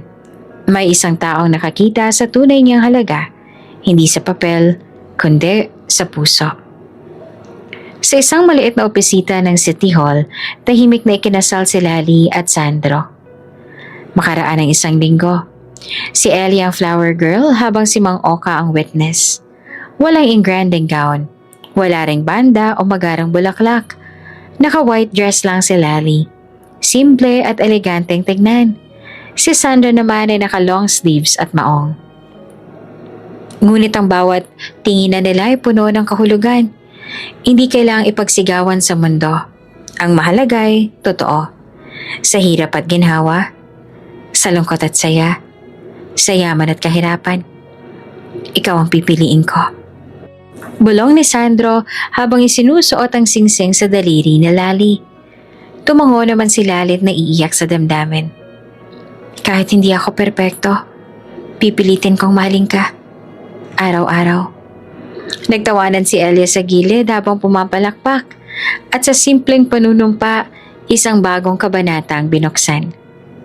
Sa mga susunod na buwan, hindi nila ipinagkalat ang tungkol sa kanilang kasal. Sa bahay, si Lali patuloy na kumikilos bilang yaya. Ngunit sa gabi, silang dalawa ni Sandro nag-uusap sa veranda tungkol sa buhay, sa mga pangarap, at sa hinaharap. Bakit hindi mo sinasabi sa media? Tanong minsan ni Lali. Dahil hindi natin kailangan ng validation mula sa publiko. Ang mahalaga, buo tayo. Sagot ni Sandro. Pero hindi ka ba nahihirapan na ako lang? Walang lang, Lali. Putol ni Sandro. Ikaw si Lali Mendoza. Taong may pusong hindi kayang tumbasan ng kahit anong diploma o korona. Sa ilalim ng liwanag ng buwan, si Lali ay umiti. Isang ngiting hindi kayang bilhin ng kahit anong kayamanan. Dahil sa wakas, may isang taong nakakita ng kanyang tunay na halaga, hindi dahil sa kanyang katayuan, kundi sa kanyang pusong mayaman kahit mahirap. Sa isang silid sa ikalawang palapag ng venue kung saan ginaganap ang high school reunion, nagsiksikan ng tawanan ng 4 na babaeng nasa likod ng makikinang na damit at magagarang accessories. Ngunit sa gitna ng kasiyahan, isa ang may hawak ng kapangyarihan. Si Dina Monteverde. Nakasandal si Dina sa upuang upholstered na kulay ivory. May hawak na wine glass habang paikot-ikot ang daliri sa rim nito. Sa kanyang mukha ay hindi maipagkakailang ngiti ng isang taong may binabalak. Kapag hindi ko napahiya si Lali ngayong gabi, bulalas niya sa kanyang mga kaibigan, hindi na ako si Dina Monteverde. Nagkatinginan ng kanyang 3 kasabwat, sina Maricar, Thea at Jezeline. Mula pa high school ay sanay na sila sa ganitong tono ni Dina. Kapag sinabi nitong may mission, may mangyayaring eskandalo. At ngayon, mukhang si Lali ang target. Sigurado ka dyan, Dins? Tanong ni Maricar habang inaayos ang kanyang hikaw sa harap ng salamin. Baka naman hindi na kailangan. Hindi pa parang sapat na yung pagka-cup noodles niya kanina? Napataas ang kilay ni Dina. Sapat? Maricar, you know me better than that. Hindi ako papayag na basta lang siya uupo roon na parang walang nangyayari. Iyaya siya. At dapat ramdam niya yon. Gusto kong sa kanya magtapos ang gabi. Umiiyak. Yumuyo ko. Napahiya sa harap ng buong batch. Tahimik na napainom ng wine si Jezeline. Hindi ka ba naaawa kahit kaunti? Tumawa si Dina. Malutong, walang sinseridad. Naaawa? Sa isang tulad niya? Siya nga tong may lakas ng loob na sumulpot dito. Hindi ba dapat magpasalamat siya? Isa siyang yaya. Tapos nandito siya sa reunion ng mga mayayaman, mga profesional, mga taong nagtagumpay. Tahimik ang paligid. Sa kabila ng tawanan nila, dama ang tensyon. Hindi lahat ay komportable sa pinaplano ni Dina, pero walang may lakas ng loob na kumontra. Anong plano mo? Tanong ni Thea. Mahina ang boses. Ngumiti si Dina at parang isang direktor na isang masamang palabas. Inilatag niya ang detalye. May segment mamaya. Kung kaya mo to challenge, diba? Sinadya kong kausapin ang host, sabihin nating random. Random pick ang mga sasali. Pero siya, si Lali nakalagay sa listahan. Iisa lang naman ang laman ng fishbowl. Napakunot si Jezeline. Teka, scripted? Exactly, sabat ni Dina. At kapag nakuha ng pangalan niya, papasok ang challenge. Papakainin natin siya ng sardinas, chichirya, cup noodles. Tamang-tama, diba? Yung mga pagkain ng masa. Habang ang ibang game participants, may steak bites, pasta, cheese platter. Napatitig si Maricar sa kanya. Dins, para saan ba talaga lahat ng to? Saglit na natahimik si Dina. Pagkatapos ay ngumisi. Para sa prinsipyo. Ayoko lang na nagpapanggap. Hindi siya dapat nandito, no? At gusto kong malaman niya yon. Tahimik ang kwarto. Hanggang sa biglang sumingit si Thea. Paano kung may mangyari hindi inaasahan? May nararamdaman akong kakaiba, Dins. Parang hindi lang siya yung Lali na dati nating kilala. Saglit na natawa si Dina. Ano ka ba, Thea? Ang dami-dami nang nagbago sa batch natin. Pero ang mga hampas lupa pa rin. Hindi na kumibo ang 3. Habang si Dina ay abala sa pag-aayos ng kanyang makeup, inaabot niya ang maliit na cue card na may pangalang Lali Santa Ines sa isang staff na dumaan sa hallway. Pakibigay sa MC mamaya. Sabihin mong random pick. At ito. Sabay abot ng isang tray na may props sa mga pagkain para sa segment. Siguraduhin mong nandun sa backstage bago mag-start ang game. Nagkibit balikat ang staff at tumango. Walang kamalay-malay sa tunay na balak. Sa kabilang banda ng resort, si Lali ay tahimik pa rin nakaupo sa hardin. Hawak-hawak pa rin ang lumamig na cup noodles. Nilalasap ang bawat segundo ng kanyang pag-upo sa reunion. Hindi para makihalubilo, kundi para mapatunayang hindi kailangang maging mayaman para maging karapat-dapat sa respeto. Lali! Napalingon siya. Isa sa mga co-organizers ang lumapit. May kaunting game segment mamaya. Kaya mo to. Open for volunteers pero may mga ipipick din randomly. Sama ka ha? Pampasaya lang. Ngumiti si Lali. Nag-aalinlangan sandali. Ngunit tumango. Sige po, salamat. Hindi niya alam ang lahat ay bahagi ng palabas sa binuo lamang para saktan siya. Habang papalapit ang gabi, nagsimula ng dumagsa muli ang mga bisita sa loob ng function hall. Nagkakantahan, may mga lasing na, may mga nagbabalikan sa mga lumang kwento. At sa isang tabi ng entablado, si Dina ay nakangising parang isang reyna sa gitna ng palasyo. Sa kanyang isip, ilang minuto na lang at si Lali nang magiging sentro ng pagtatawanan. Ang hindi niya alam, may isang plano ring hindi niya kontrolado. At ito, ang babaligtad sa lahat. Sa loob ng marangyang ilaw ng function hall, umuusok pa ang mga pagkain sa buffet habang nagsisimula ang entertainment segment ng gabing iyon. Ang mga alumni ay abalang nagkakwentuhan, tawanan at nagkakainan. Sa gitna ng entablado nakatayo ang MC. Hawak ang mikropono at todo emote. Ladies and gentlemen, panimula ng MC. Panahon na para sa ating masayang intermission game, ang Kaya Mo To Challenge. Nagpalakpakan ng mga tao habang ang ilaw sa entablado ay sumayaw sa saliw ng upbeat music. Pipili tayo ng 3 lucky batchmates na susubok ng kakaibang food trip ngayong gabi. Siyempre, random ito. Aniya habang pinapakita ang fishbowl na kunwaring may maraming papel. Unang pangalan, let's see. Dahan-dahan niyang hinugot ang papel. Kumpiyansang ngumiti si Dina mula sa kanyang mesa habang pinipigil ang kilig. Hindi halata sa iba, pero siya mismo ang naglagay ng nag-iisang pangalan doon. Lali Santa Ines? Sandaling katahimikan. Maraming mga ulo ang lumingon. Si Lali na tahimik na nakaupo sa dulong mesa, bahagyang napatigil. Napakunot noo siya, pero pinilit ngumiti. Napatikin siya kay Dina na nagkunwaring nagulat. Uy, ikaw raw! Sabay tapik sa braso ni Maricar. What are the odds, no? May ilang nagtawanan, may ilan ding mukhang nagtataka.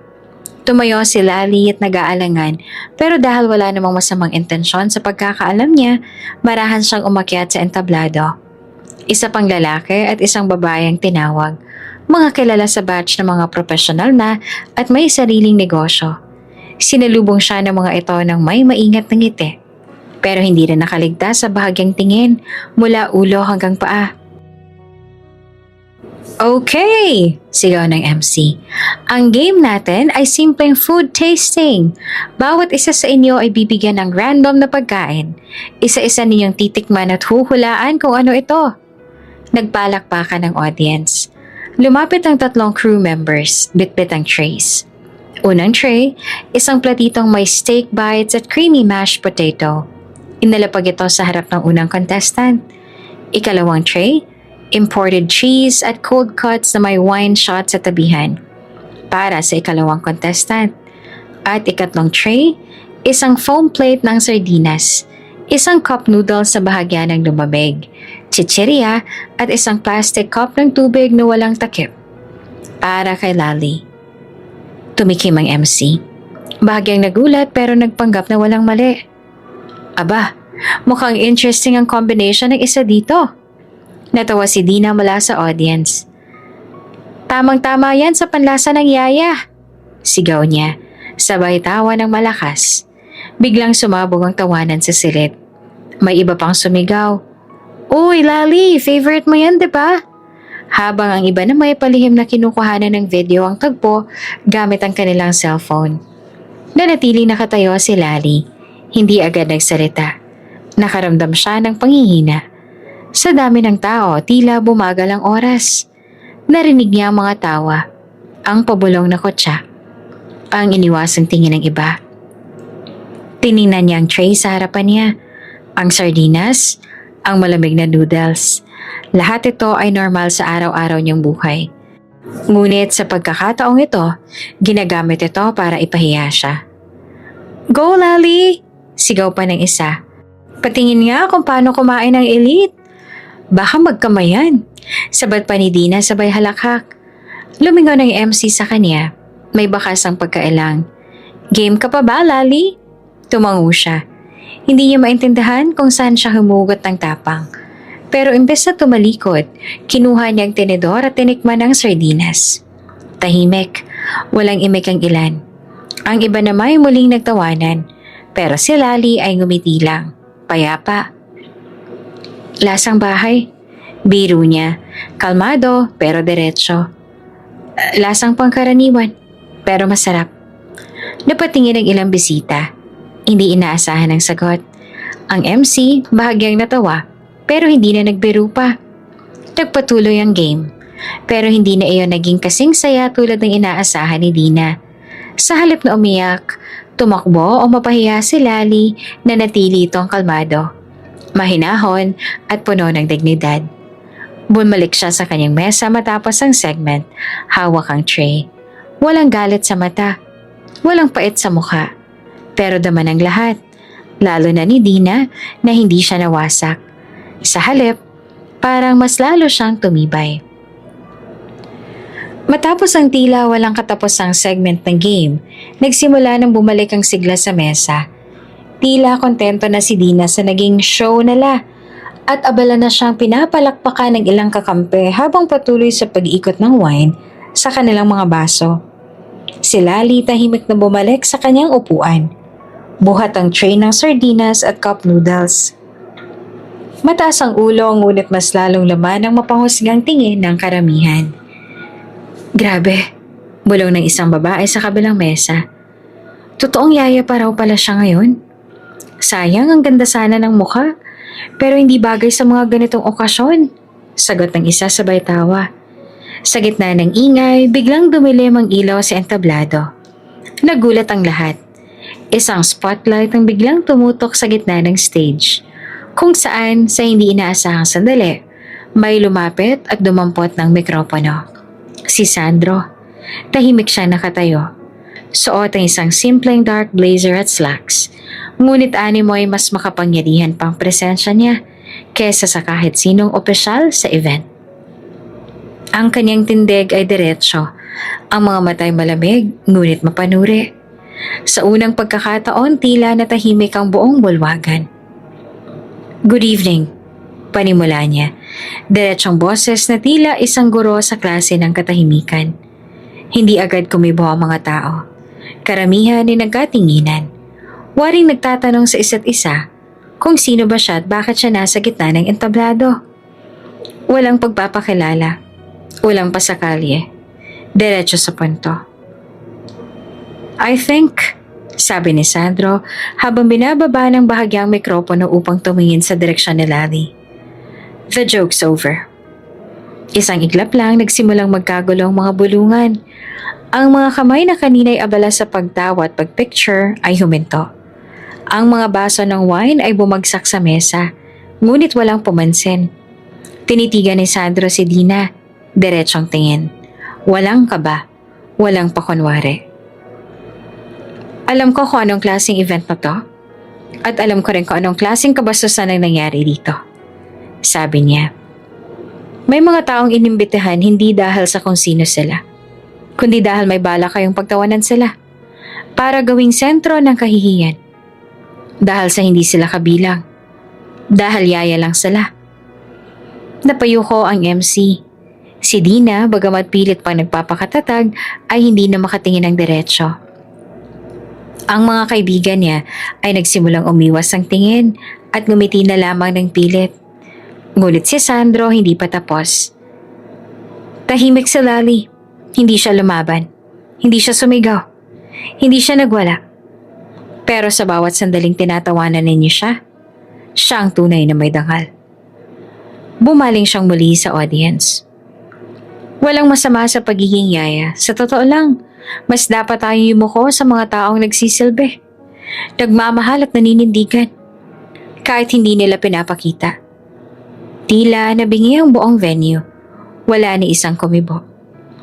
Pero ang manlait, ang mangmaliit, ang manggamit ng kahinaan ng iba para magmukhang mataas, yan ang tunay na kahiya-hiya. Dagdag pa niya. Malamig pero buo ang tinig.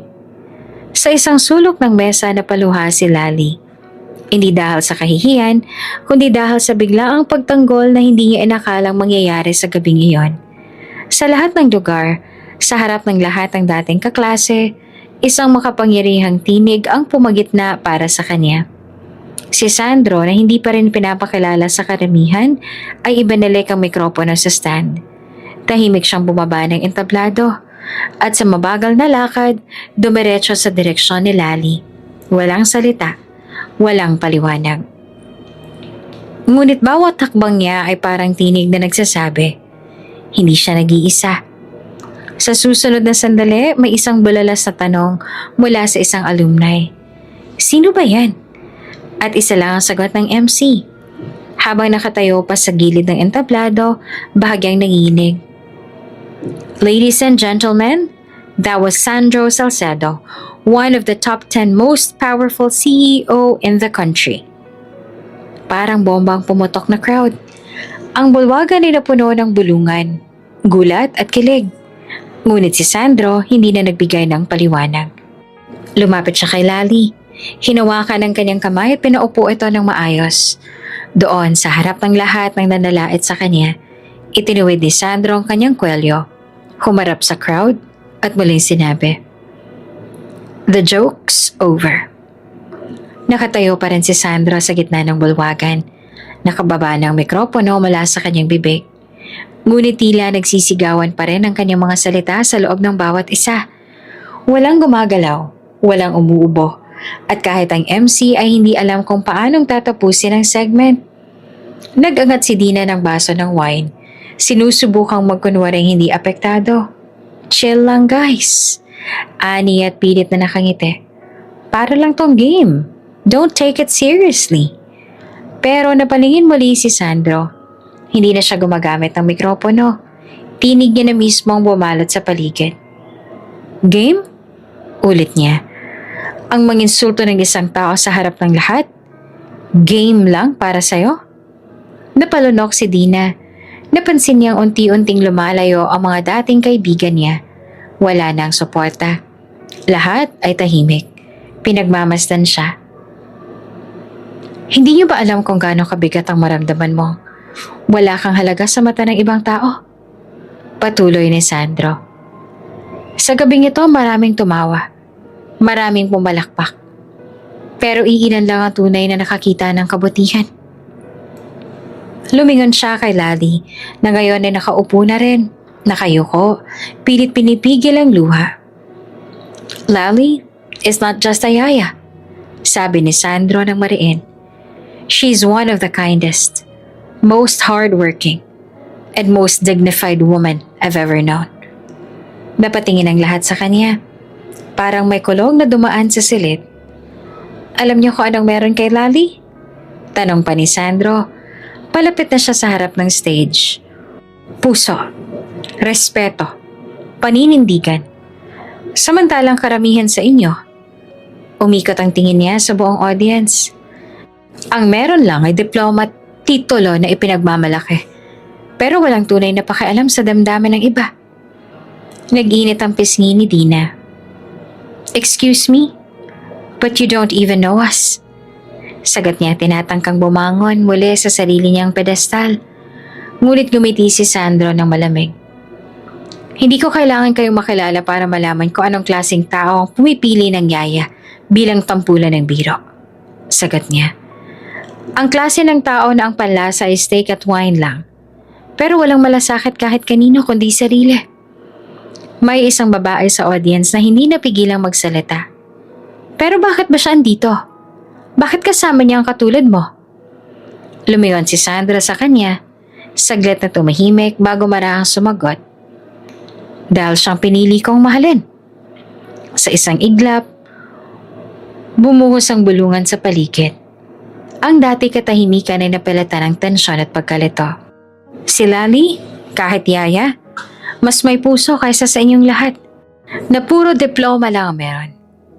Diin pa ni Sandro. Hindi siya kailanman nagpanggap. Hindi siya kailanman ang apak ng kapwa niya. Hindi siya kailanman nagpatawa sa kapinsalaan ng iba. Halos hindi na makahinga si Dina sa inis at kahihiyan. Tila ba bumabalik sa kanya lahat ng panglalait at biro na pinakawalan niya buong gabi.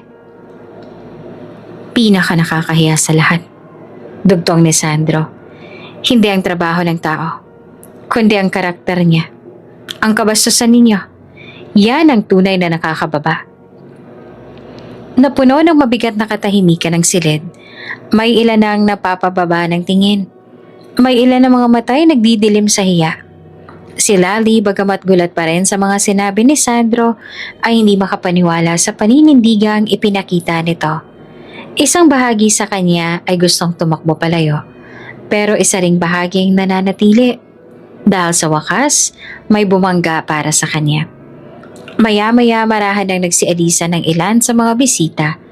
Ang iba palihim na nagbubulungan. Ang iba naman nagpupunas ng pawis sa noo.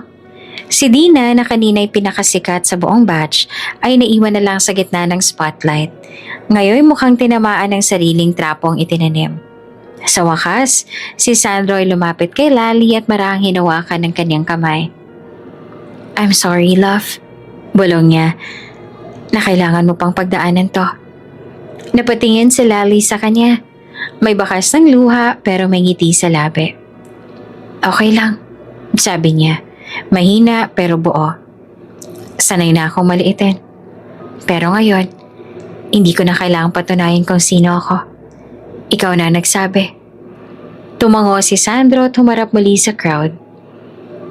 "At kung may natutunan kayo ngayong gabi, sana ito. Ang tunay na dangal ng tao ay hindi nakasabit sa pader o sa resume. Nasa puso, nasa asal, nasa respeto." At sa huling pagkakataon, binigyan niya ng sulyap si Dina. Yung wala nun, hindi talaga marunong makipag-reunion. Tumayo si Dina sa gitna ng ballroom. Hawak ang clutch bag na kanina pa nanginginig sa kanyang palad. Hindi niya na makayanan ng bigat ng titig ng lahat. Ang dating mga kaibigan na minsan niyang pinasunod sa isang pitik o bulong, ngayon tumalikod na sa kanya. Literal at emosyonal. Napakuyom siya ng kamao. Hindi sa galit kundi sa hiya. Hindi niya inakalang sa gabing ito, siya ang magiging tampulan ng kahihiyan. "Halika na, Dina," bulong ni Michelle, isa sa kanyang mga kaibigan na ngayon wala na ring gana pang manatili. "Ang init ng mga mata dito," dagdag pa ni Trish, sabay iwas ang tingin sa mga kasamahan. Si Dina ay hindi sumagot. Tumangulang siya. Pero bago siya makalakad palabas, napatigil siya sa pagdaan sa harap ni Lali. Pareho silang nakatingin sa sahig. "Walang kwentang ganitong party," bulong ni Dina. Pilit na inilalagay ang sarili sa itaas, kahit pa palubog na. Hindi na kumibo si Lali. Hindi na rin kailangan. Ang katahimikan niya ay sapat ng sagot sa lahat ng pandalait at kabastusang kaniyang tiniis. Habang si Dina at ang kanyang grupo ay unti-unting lumayo, hindi nila alam na ang bawat hakbang nila palabas ay parang tunog ng pagkatalo, ng kayabangan na nabasag, ng kasinungalingang nalantad. Pagkasarado ng pinto sa kanilang likuran, nagpalakpakan ng ilan sa mga bisita.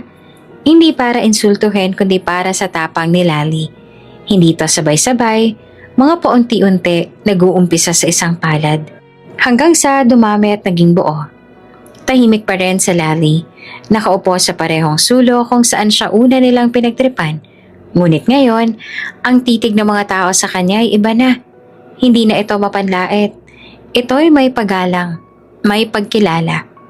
Lumapit ang isang lalaki mula sa batch nila, si Jeremy, dati nilang class president. Lali, sabi niya medyo mahina at nahihiya. Hindi ko alam ang buong nangyari. Pero sorry ha. Dapat noon pa, pinatigil na namin si Dina. Gumiti si Lali ng mahina pero totoo. Ayos na yun, Jeremy. Sunod na lumapit naman si Marla, ang dating muse ng batch nila. Bitbit nito ang isang platong may tirang salad. Gusto mo? Hindi ko to tinikman. Ikaw dapat ang kasama sa main table, hindi sila.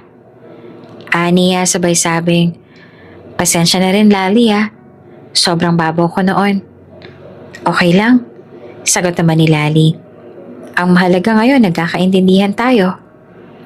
Isa-isang lumapit ang dati niyang kaklase. Ang ilan, hindi niya na maalala ang pangalan. Pero lahat ay nagpakita ng sinserong paghingi ng tawad. Alam mo, ikaw palang pinakatotoo sa atin, sabi ni Joel, ang dating class clown. Lahat kami may kanya-kanyang pasikat pero ikaw tahimik lang. Pero ang layo na pala ng narating mo. Hindi pa naman ako nang nararating, Joel. Tawa ni Lali. Naglalakad lang ako. Isa-isang hakbang. Tumangong binata. Mas importante yon kesa sa kung sinong loudest sa party. Habang lumalalim ang gabi, unti-unting nabago ang tono ng reunion. Mula sa pagiging eksena ng panlalait, naging kwento ito ng kabutihan, ng pagbangon, at ng pagkilala sa tunay na halaga ng isang tao. Hindi base sa trabaho o estado sa buhay niya, kundi sa ugali at dangal. Lumapit ang MC at marahang humingi ng tawad. Hindi ko alam na ganyan ang gagawin ni Dina kanina. Kung alam ko lang, sana hindi ko na siya pinasali sa game na yon. Sorry, Lali. Ngumiti lang si Lali. Wala kang kasalanan. Mas naging malinaw tuloy ang leksyon ng gabing ito. Sa di kalayuan na tanaw ni Lali si Sandro, kausap ang isang grupo ng lalaki. Marahil ay mga investors o business partners. Ngunit hindi ito naging hadlang para sa kanya na lingunin siya paminsan-minsan. Nakangiti, binibigyan siya ng kumpiyansang wala sa kahit anong formal na damit o alahas. Tumayo si Lali at tinungo ang garden area ng venue. Kailangan niyang huminga. Sa bawat hakbang niya palabas ng bulwagan, ramdam niya ang gaan ng kanyang dibdib. Hindi dahil sa pagkapanalo, kundi dahil sa pagtanggap. Maya-maya pa'y sinundan siya ng isang matandang guro, si Ma'am Belen. Lali, tawag na to. Naaalala mo pa ba ako? Ma'am Belen, syempre naman po, sagot ni Lali at agad na yumuko sa respeto. Gusto ko lang sabihin, proud ako sa'yo. Noon pa man, nakita ko ng tiyaga mo. Akala ko lang hindi ka pinapansin. Pero ngayong gabi nakita ka nila. At sana nakita mo rin ang sarili mong halaga. Napaiyak si Lali sa sinabi nito. Hindi dahil sa sakit kundi dahil sa dami ng taon na pinalampas niya ang sarili niyang halaga. At ngayon niya lang ito naramdaman ng buong buo. Mahalaga ka, Lali, dagdag ni Ma'am Belen. At hindi mo kailangang sumigaw para mapansin. Ang kabutihan mo, ang sumisigaw para sa'yo. Sa sumunod na araw matapos ang viral reunion incident, laman ng balita sa social media ang pangalan ni Lali. Hindi lamang sa mga batch group chat ito pinag-uusapan, kundi maging isa-ilang entertainment news sites. Isang billionaire na hindi lang basta dumalo sa reunion ng kanyang simpleng misis, kundi buong puso itong ipinagtanggol laban sa mga mapanlait at elitistang kaklase. Ang video kung saan sinabi ni Sandro mga salitang, "Walang masama sa pagiging yaya," ay umani ng milyong-milyong views. Maging mga influencer at columnists ay pumuli sa ipinakitang respeto at paninindigan ng kilalang negosyante para sa kanyang asawa. Ngunit habang maraming humahanga, may isang nilalang hindi natutuwa sa nabasa. Si Genevieve Madrigal, isang fashion mogul, kilalang endorser ng luxury brands, at minsang fiancé ni Sandro. Nasa isang private jet si Genevieve nang mapanood niya ang balita. Suot ang designer shades at pulang trench coat, ngumisi siya ng malamig. "Yaya? Ay, yaya," ulit niya habang tumatawa. "Oh, Sandro," You're still stubborn. Maya-maya pa iniabot sa kanya ng assistant ang bagong schedule at kasama roon ang isang formal charity event na dadaluhan ni Sandro sa Manila Hotel. Confirm my attendance. Malamig niyang utos. Time to fix what's broken. Dumating ang gabi ng charity event. Isang engrandeng pagtitipon para sa mga business leaders at philanthropic elite. Red carpet, champagne, at cameras na kumukutita. Magkahawak kamay sina Sandro at Lali. Suot ni Lali ang isang eleganteng navy blue dress na simple pero klasiko. Inayos ito ng stylist na ipinadala ni Sandro. At kahit bahagyang kinakabahan, ramdam ni Lali ang buong suporta ng asawa sa kanyang tabi. Ready ka na? Tanong ni Sandro habang inaayos ang buhok niya sa tabi ng tenga. Ready na, sagot ni Lali na may ngiti. Kahit ramdam niyang parang may paparating na hindi inaasahan. At doon nga, parang sinadya ng tadhana, dumating si Genevieve. Eleganteng-elegante sa white gown na may trailing feathers at pearls. Agad siyang napansin ng mga media. Kinamayan siya ng mga businessmen. Ngumiti sa press. At diretsong lumapit kina Sandro at Lali. Sandro! Bati niya sa sabay halik sa pisngi ng lalaki. You haven't changed. Bahagyang napaatras si Lali. Hindi sa takot, kundi sa pagkabigla. Ramdam niyang parang kilala ni Sandro ang babaeng ito. At may malalim na pinagsamahan. Genevieve, tugon ni Sandro na malamig ang boses. Hindi man halata, nanlaki ang mga mata ng ibang bisita. Genevieve Madrigal, the ex. The one who once wore his engagement ring. Tumingin si Genevieve kay Lali. Tinapunan niya ito ng tingin mula ulo hanggang paa. And this must be the yaya? Ani Genevieve sabay tawa ng mapanlait. Napatingin ng mga bisita. Napangiti ang iba sa pagkailang. Si Lali ay natigilan. Yes, sagot ni Sandro na nakatitig kay Genevieve. She was a yaya, but now, she is my wife. Parang nabingi ang buong hall. Tumawa si Genevieve. Isang mapait at mapanuksong halaklak. Oh, Sandro, you've always had a soft spot for strays. Excuse me? Tanong ni Lali pero kalmado pa rin. I mean, come on. Ayaya? In this world? You're a Salcedo, Sandro. You deserve someone who belongs in your world, not someone who fetches milk bottles and sings lullabies. Genevieve, that's enough. Madiing putol ni Sandro. Pero hindi pa rin siya natinag. Humarap siya sa mga media na nakapaligid at malakas na sinabi. Ladies and gentlemen, I don't understand why a man like Sandro would choose someone so low. Isn't it a mockery of our circle? Tumahimik ang lahat. Doon na nagsalita si Sandro, buong tapang. Lali may not come from your circle, Genevieve, but she has something you never had. Heart, humility, at respeto sa kapwa. Nagtinginan ng mga tao. Ang media tahimik pero abalang nagtatype sa kanilang phones. Lali didn't need millions to earn my respect. She earned it with her sincerity. She took care of my daughter like her own. And in return, I fell in love with her. Not her status, not her bank account, but her soul. Napatigil si Genevieve. Kita sa kanyang mukha ang pagka-insulto. At kung iniisip mong maaapektuhan ako sa mga sinabi mong yan, hindi. Dagdag pa ni Sandro. Because tonight, I want everybody to know this woman beside me is not just a yaya. She is my wife, my partner, my choice. And no one, especially you, can take her place. Napalakpak ang ilan. Ang iba'y napaluha sa eksenang iyon. Si Lali nakayuko at pilit tinatago ang luha. Ngunit hinarap siya ni Sandro at dahan-dahang tinaas ang kanyang baba. Look at me, bulong nito. You belong right here, with me. At hinalikan niya ito sa noo, sa harap ng lahat. Si Genevieve ay hindi na muling nagsalita. Tahimik na lang siyang lumakad papalayo. Wala nang hawak na pride. Wala na ring audience na pumapalakpak para sa kanya. Nang tuluyan siyang mawala sa venue. Tumunog ang isang mabagal na palakpakan hanggang sa ito'y lumakas at nagsanib-sanib. Sa gitna ng lahat ng iyon nakatayo si Lali, ang dating yaya, na ngayon ay asawa ng isang bilyonaryo.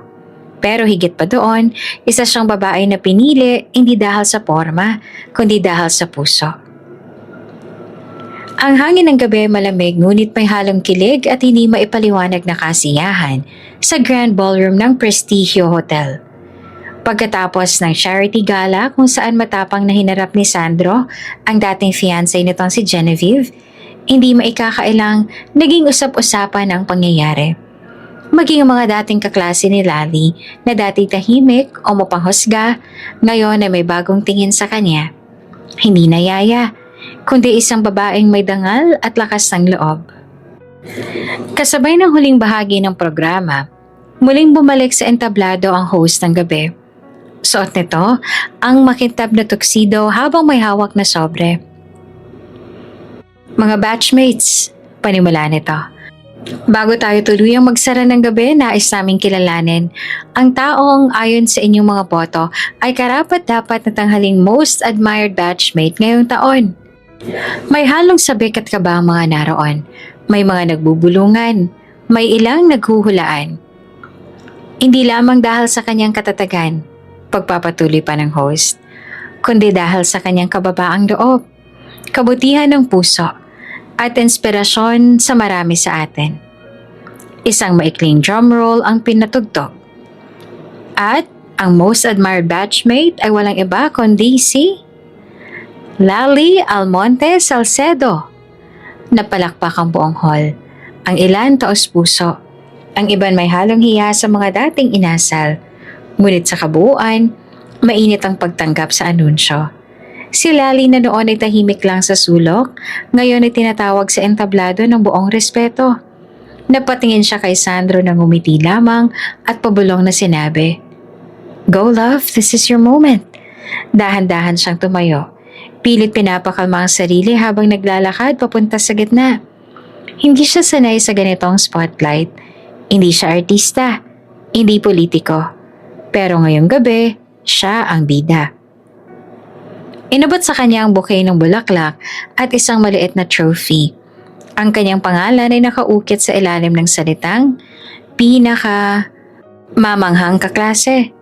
Hawak ang mikropono, saglit siyang tumahimik, napalunok. Pinagbasa ng mga dating kaklase, mga guro, at ilang personalidad na naroon. "Magandang gabi po sa inyong lahat," panimula ni Lali. Payak pero may bigat. Hindi ko po inakalang ako ang bibigyang pugay ngayong gabi. Sa totoo lang, maraming beses kong naramdaman na hindi ako sapat, na ang trabaho ko hindi katanggap-tanggap sa paningin ng iba. Tahimik ang buong ballroom. Pero ngayong gabi, natutunan ko na hindi pala kayamanan, posisyon o titulo ang sukatan ng tunay na dangal. Ang pagiging mabuti sa kapwa, kahit walang nakakakita, kahit walang kapalit. Iyon ang tunay na karangalan. May mga mata nang namumuo ang luha, kahit ang host ay napakagatlabi na sa emosyon. Hindi po ako perpekto, patuloy ni Lali. Pero lagi kong pinipili ang maging mabuti. At sa mga tulad kong ordinaryo, sana marinig niyo to. Hindi kayo maliit. Hindi kayo hamak.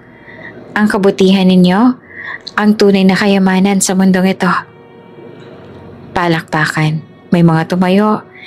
Si Lali hindi nayaya sa tingin ng karamihan. Isa na siyang simbolo ng dignidad. Matapos ang programang iyon, sabay na lumabas ang venue sina Lali at Sandro. Tahimik nilang nilakbay ang hallway papuntang parking lot habang nakayakap ang malamig na gabi. Nang makarating sa kotse, pinagbuksan siya ni Sandro ng pinto sa front seat. Ngunit bago siya makasakay, hinawakan muna niya ito ng kanyang kamay at hinalikan niyon. Mabagal, magalang, puno ng pagmamahal. "You deserve everything, my love," bulong ni Sandro habang tinitigan siya sa mga mata. Hindi na nakapagsalita si Lali. Umagos na ang luha sa kanyang pisngi. Hindi dahil sa sakit, kundi sa sobrang tuwa at pasasalamat.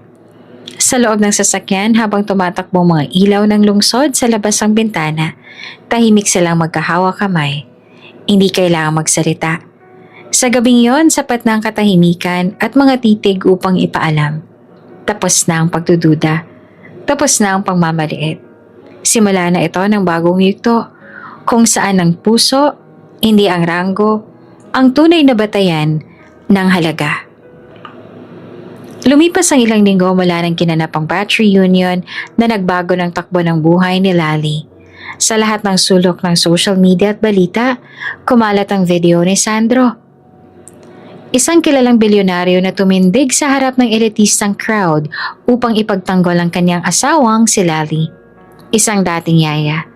Sa panahong iyon, maraming netizen ang naantig, napaisip at humanga. Ngunit higit pa sa online recognition, ang pinakamahalagang nangyari ay ang tahimik ngunit makapangyarihang pagkilala ng pamilya ni Sandro kay Lali. Isang linggo matapos ang reunion, inimbitahan si Lali sa isang pribadong hapunan sa ancestral house ng mga Salcedo.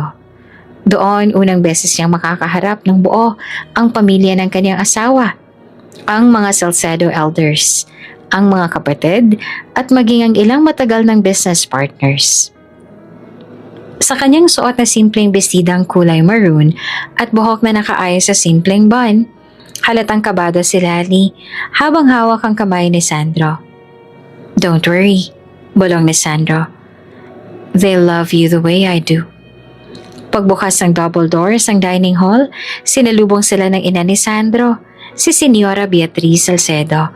Kilala ito bilang matapang at matalas magsalita. Ngunit sa halip na malamig na pagtanggap, ngumiti ito at lumapit. "Ikaw pala si Lali," wika nito. "Ang yaya na mas may tapang at dangal kesa sa marami sa amin." Nabigla si Lali. Ngunit hindi niya napigilang ngumiti habang may luha sa mata. Isa-isa siyang niyakap ng pamilya ni Sandro at lahat ay mainit ang naging pagtanggap. Sa gabing yon, siya ay hindi na isang tagaluto o taga-alaga. Isa na siyang kapamilya.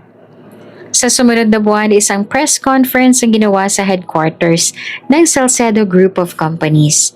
Maraming nag-aabang.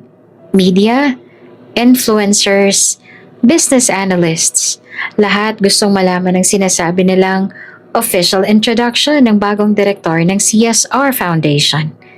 Pagpasok ni Lali sa hall, maraming napawaw. Hindi dahil sa kanyang glamour, kundi dahil sa kanyang aura. Payak, elegante, at kalmado.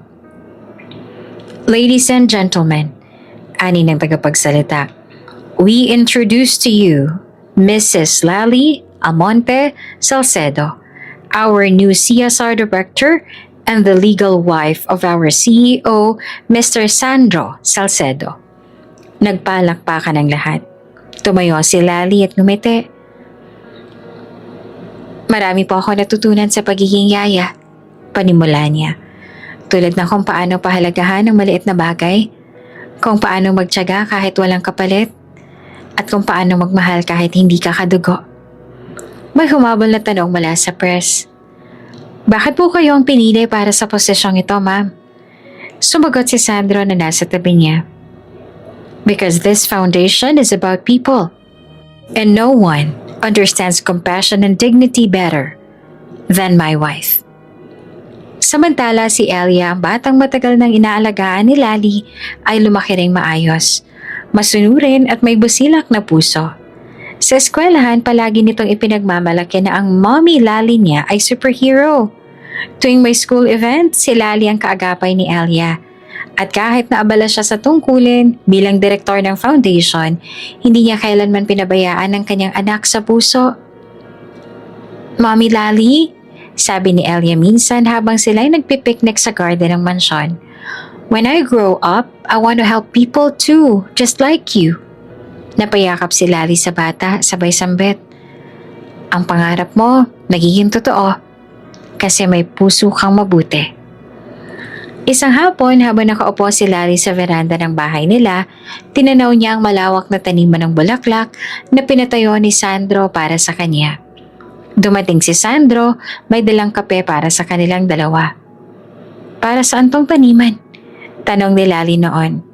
Sagot ni Sandro, "Para lagi mong maalala na kahit gaano kahirap ang pinanggalingan mo, pwede kang mamulaklak. Basta may tamang taong maniniwala sa'yo." Tahimik silang naghawakan ng kamay at sa tahimik na hapon na iyon, napagtanto ni Lali na hindi lang siya basta yaya na minahal ng bilyonaryo. Siya ay isang babae na pinili, minahal at pinaniwalaan. Hindi dahil sa kagandahan, kundi dahil sa kabutihan. Sa pagtatapos ng kwento ng isang dalagang ininsulto dahil yaya lamang daw siya, isang mahalagang aral ang lumutang. Hindi ang ranggo o trabaho ang sukatan ng tao, kundi ang tapang ng loob, kabutihan ng puso, at katatagan sa harap ng pagmamaliit. At si Lali, mula sa isang sulok ng reunion na may cup noodles lang, ngayon isang asawa, ina sa puso, at pinuno ng may respeto, pagmamahal, at pagkilala mula sa mundo.